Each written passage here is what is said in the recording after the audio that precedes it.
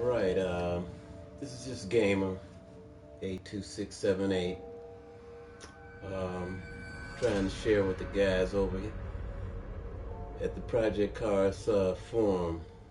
Just want to, shout out once again. Thanks to all you guys giving out the great information.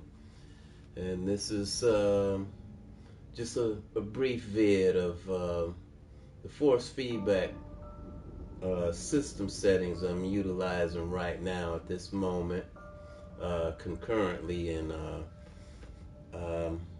at the moment with a Thrustmaster T300 RS wheel, and it's what works for me.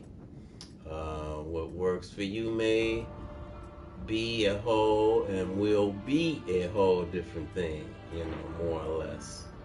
And I'm just going through you right here briefly so you can have a look. And let's go back here. And speed back. And we're going with tire force of 75.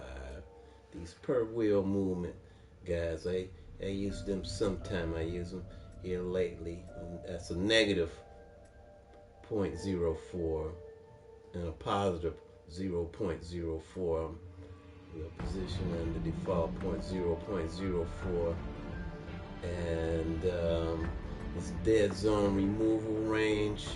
At the dead zone removal fall off, that's 9 clicks over from the 2, a 0.029. I guess that would be like 29 thousandths.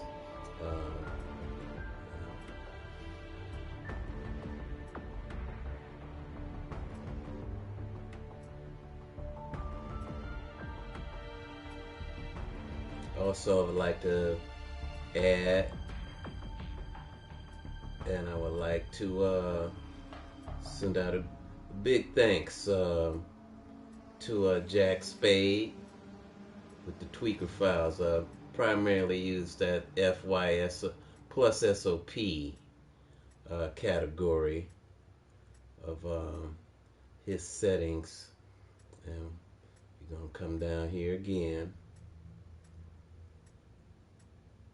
And like I said, once again, what works for me may not work for you, and I think every wheel is a little different.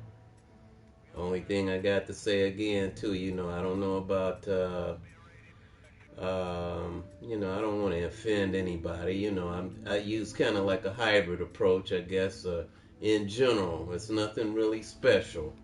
That I got this here up here from reading all around the forum, people like B Maniac, Grimy Dog. I already was using 35 as force feedback for quite some time, but I think I find it really pertinent. I'll go back with the tools that Quark has with that Google Sheets force feedback calculator, and Mr. Scoder with his software, that force curve modifier. You can import those sheets in there. You can get more or less, you can get real scientific and try to do analysis, mathematical analysis on finding the linearity response of your wheel. For me, that has opened things up quite a bit, I think,